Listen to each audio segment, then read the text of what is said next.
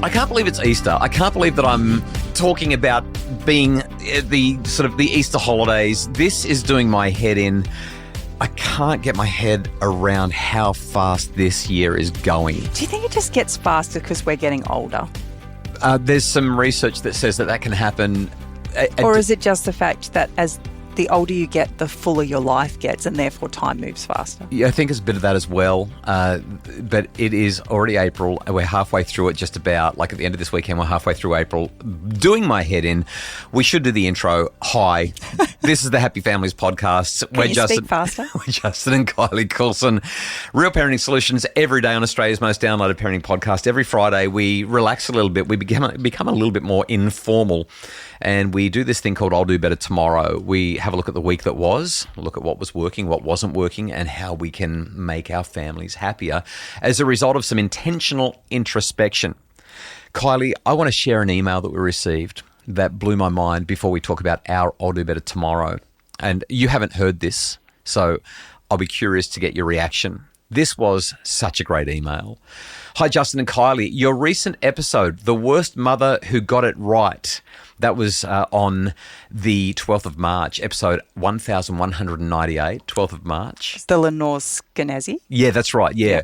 It was truly eye-opening. Something just clicked for me about giving kids responsibility. I have an 11-year-old who often struggles with getting to school. The anxiety of leaving the house can be overwhelming, even though she loves school once she's there. The other morning, I had to take one child to band practice early, but my 11-year-old was having a particularly tough time. She was stressed, upset, and in no state to leave early, but I still had to get her sister to band, whether she was ready or not. So I gently suggested that I head out without her. If she felt up to it, she could get herself ready, lock up the house, and take the key with her on the bus for the first time ever.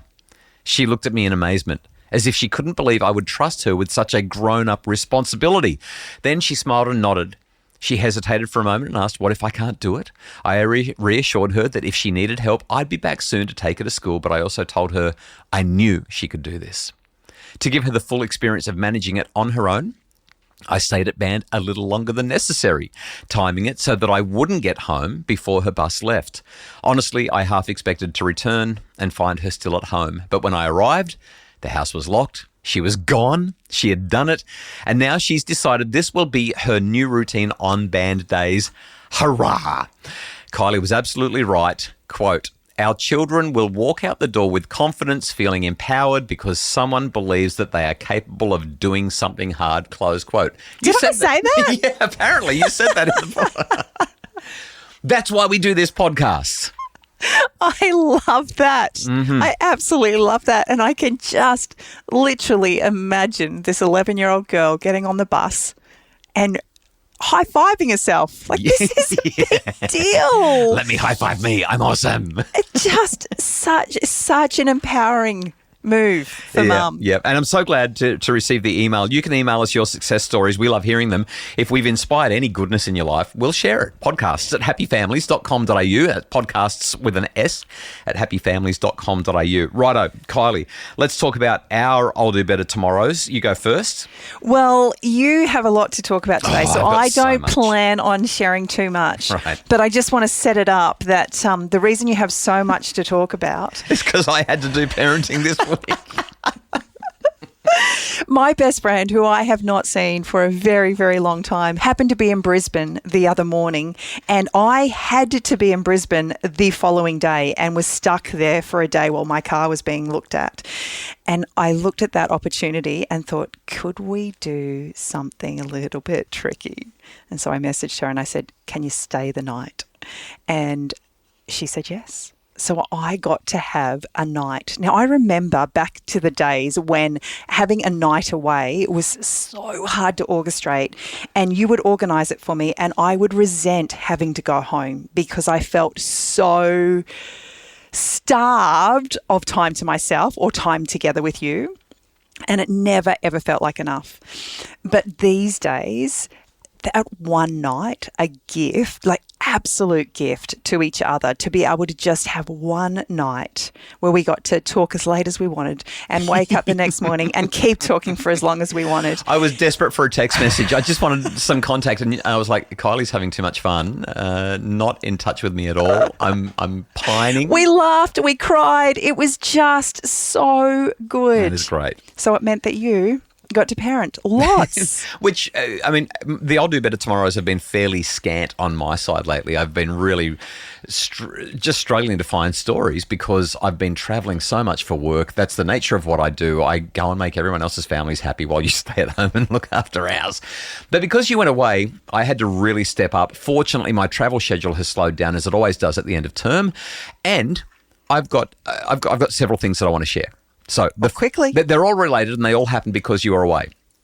I absolutely hate, I can't stand school assemblies. They are possibly the most boring, frustrating, annoying, just stick flaming bamboo shoots under my fingernails instead of sending me to a school assembly kind of thing. Like, just, they're the worst kind of torture. Anyway, our daughter, who has just returned to school after a couple of years of homeschooling, Lily, aged 15, grade 10, has just completed term 1 at a school called the Industry School. So we looked at putting her back into mainstream schooling. She just didn't want to go. She's had horrible bullying situations. She doesn't really love school. She's got a fairly clear idea of where she wants to go with life, and an ATAR path isn't necessary for her. And as we looked around, we discovered the Industry School. This is not a sponsored thing. It's just it's a school that gives children alternative education opportunities because they might want to go and do traineeships or apprenticeships or school-based work-related things. So she does 5 weeks in school and 5 weeks in industry, and she's just loving it. It's still had a few bumps along the way, but it's generally been an outstanding experience for her. Well, at the end of term, they do this thing that they call a roof shout. Apparently it comes from New Zealand. When you put the roof on a newly constructed house, everyone shouts, "Hooray!" or "Awesome!" or "Look how good we are," because we've built the house. And so at the end of term, it's kind of like a celebration assembly. We got one of those emails. Your daughter will be receiving an award. Don't tell her, but we'd love for you to come along. You couldn't make it. Now, normally I would absolutely handball this one to you. This is the hospital pass. You're going to the assembly. I've got work to do. I've got important things. I can't go. But I had no choice. So I showed up. And I was sitting in the hall. She walked in. First thing she did was scan for parents, and she spotted me and she waved. And then she whispered to her friends. She told me later, she whispered, "I think I'm getting an award. My dad's here." Because my dad would not attend an assembly for anything. This must be a special day. And she didn't just receive one. She received 3. She got one for her science. She got one for business. And she got the Principal's Award, which our kids have been pretty skinny on awards over the years. But it was really cool to sit there and see our daughter in an environment where she feels capable and competent. She feels like she has good relationships, and she's choosing to be there. Those basic psychological needs are being supported in this environment, and she's thriving as a result. As a parent making decisions for your child, often we don't have any way of quantifying whether or not those decisions will actually pay off. Yeah, good decision, bad decision. We've got to suck it and see. Yeah. And when it comes to homeschooling, there was no way for me to know whether or not she was behind in her learning, ahead of her learning grade-wise. And the thought of putting her back into the school system, it was almost like my parenting and particularly my education capacities were really going to be under the microscope. Yeah. Examined. Yeah. Have I failed my daughter's homeschooling? Exactly. Yeah. And I was really, really stressed. So for her to come out with so much confidence and capacity is just a really nice pat on the shoulder. Not that I did much. She has been fully responsible for her own learning over the last 12 months. But homeschool taught her how to do that. Yeah. And I just, honestly, I wish I had been there. Just not because I care. No, it was a school Not because assembly. I care about the awards. It's not actually about the awards, but it's about the acknowledgement that she is getting this stuff. School take-home message: school environment matters. There's so much more I have to tell you about you being away that you don't know about, and that's coming up in I'll Do Better Tomorrow after the break.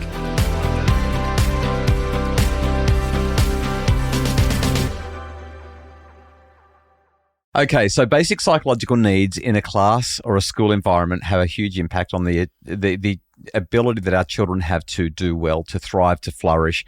And we've really been able to see that. I'm kind of anti-bribery, right? I'm not big on bribing kids and saying, well, if you do this, I'll give you that. I've always argued strongly against that. However, unless it's eating an oyster. Yeah, okay.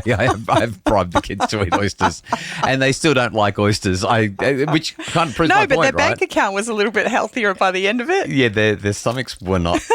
Should point out, but that proves the point, right? When you bribe people, they're not doing it for the right reasons. So if you're trying an oyster because you want to get $20, then you're never going to really like oysters because you believe Hence, that I've never tried an oyster. $20 bribe you is not enough. No, that's right. Anyway, something that I feel quite differently about is that when your children do well, if you want to give them an unexpected surprise at random intervals just because it's nice to surprise them because you're stoked for them, I'm all for that. So I took Lily down to the Mooloolaba Esplanade and said, let's go get gelato. We've been on a health kick, and it's so funny. I bought this gelato about a week ago. And guess what? It's still kind of in the freezer. Some of it's been eaten. Lily had a pretty good crack at hers, but I bought a litre of it. And I just thought, let's lash out. Let's celebrate. And we all love gelato. Bought it, had fun buying it, had fun tasting it, but haven't really had fun eating it because our bodies are kind of responding to sugar in ways that they haven't previously. But I just want to emphasize how fun it was. It was pouring with rain. The weather was obviously rotten, but we still got to hang out and eat gelato and just enjoy being in one another's company. It was really nice. It sounds like I should go away more. Either that or do better at school. Maybe I'll have to treat you to some gelato. You don't want it. The last thing that I wanted to touch on, just while we're doing it, I mean, it's the end of term. Term 1 is done. I'm pretty sure right around the country now. Maybe there's a couple that are still finishing up, but term 1's more or less done. And I've noticed something about our 11-year-old. She's just had a birthday, just had a party, and I've noticed that she is a different kid as a result of homeschool. Now, I'm not saying that everyone should homeschool their kids. School is brilliant for a lot of kids. They really, really thrive. But we've had a number of ups and downs with our children through the years during their school experiences. And looking at what homeschool did for Lily, but also looking at what it's doing for Emily, our beautiful 11-year-old daughter, there was a time where she was losing all confidence. She felt like she was completely incompetent. She didn't like who she was. And school seemed to be the catalyst for it. She was struggling with her teacher. She was struggling socially. Nothing was quite working out. And over the last 2 years, we've worked extremely hard. Well, no, you've worked extremely hard as her homeschool provider. I don't know what the word is. You've been her mum, but you've also been her teacher. And we've got a confident, excited, delightful human being, full, brimming, overflowing with confidence, really balanced. I just want to sort of emphasize, as we focus on I'll do better tomorrow, sometimes we have to make decisions that are really hard to make, decisions that we don't even necessarily want to make, but we are in charge of protecting our children and helping them. And as we wrap up term 1, I want to point to Emily's confidence and her delight in life as a reflection of us making a hard choice, you doing extremely hard work, and you making enormous sacrifices. I mean, gone are the days where you had 6 hours during the day where you could do the things that were important to you and to us. Instead, you've given all of that time to being present for a little girl.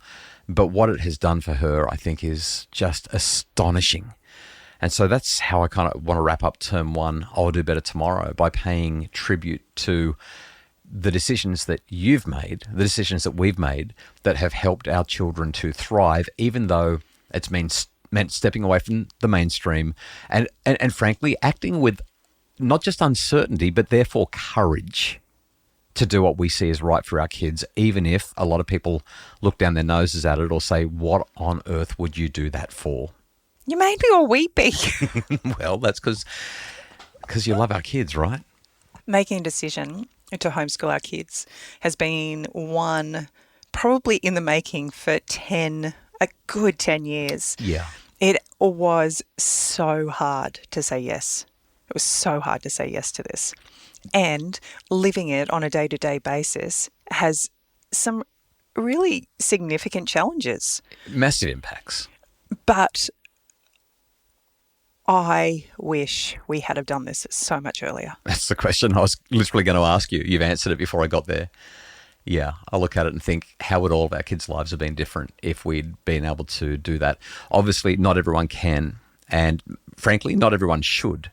And I don't actually believe we could have done it much earlier. Possibly. But seeing the change in our kids, and even, like I said, acknowledging Lily going back into a school system, an entirely different kid. Because The it's an entirely confidence. different school. Yeah, but internally she's different. She's had nearly 18 months to get rid of the voices of everybody else and just hone in with the voices that matter and have the time to regroup, to recenter, to just navigate challenges at a much slower pace. And that has been the gift. That is the gift of homeschool. Well, our time is up. The take-home message, do what's right for your kids, even if it's hard, and even if people think you're bonkers for doing what you're planning on doing. Have a great school holiday experience. Hopefully you get some good quality time together with you, with the kids, with the family. We will be back with podcasts right through the break. So if you're looking for any parenting inspo, it'll be there. It'll be on your podcast feed. We hope that you check it out. The Happy Families podcast is produced by Justin Rulon from Bridge Media. If you'd like more information and more resources to make your family happier, visit happyfamilies.com.au.